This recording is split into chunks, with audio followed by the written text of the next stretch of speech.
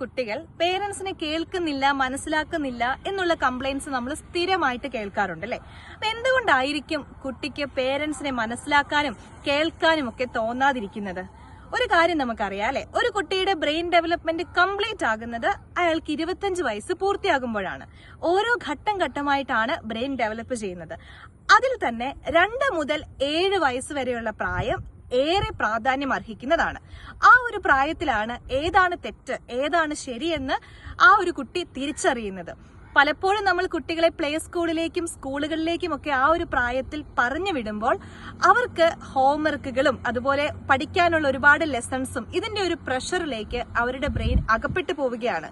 അപ്പോൾ ആ കുട്ടി മറന്നു പോകുന്നത് ഒരു സമൂഹത്തിൽ എങ്ങനെയാണ് ബിഹേവ് ചെയ്യേണ്ടത്, സമൂഹത്തിൽ ഏതാണ് തെറ്റ് ഏതാണ് ശരി എന്നൊക്കെ കണ്ടുപിടിക്കാനായിട്ട് അവര് മനസ്സിലാക്കിപ്പെടാതെ പോവുകയാണ്. അതുപോലെ തന്നെ പുതിയ പുതിയ ഭാഷകൾ പഠിക്കാനായിട്ട് ഏറ്റവും പറ്റിയ പ്രായം 2 മുതൽ 7 വയസ്സ് വരെയുള്ള പ്രായമാണ്.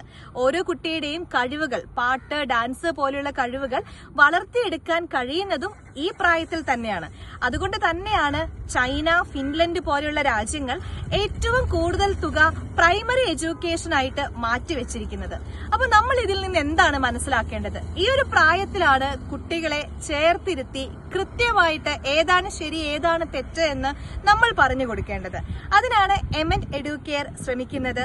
ഹോളിസ്റ്റിക് എഡ്യൂക്കേഷനിലൂടെ നമ്മുടെ കുട്ടികൾക്ക് ഒരു പഠനം മാത്രമല്ല നമ്മൾ കൊടുക്കുന്നത്, അവരുടെ സ്കില്ലുകൾ ഡെവലപ്പ് ചെയ്യാനും അതുപോലെ തന്നെ അക്കാഡമിക്സിൽ മുന്നേറാനും ഓരോ വിഷയങ്ങളുടെയും ബേസ് കംപ്ലീറ്റ് ആകാനും എല്ലാം നമ്മൾ ഉറപ്പുവരുത്തുന്നു.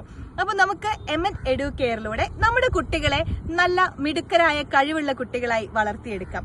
കൂടുതൽ വിവരങ്ങൾക്കായിട്ട് ജസ്റ്റ് ഫോളോ എമന്റ് എഡ്യൂക്കെയർ.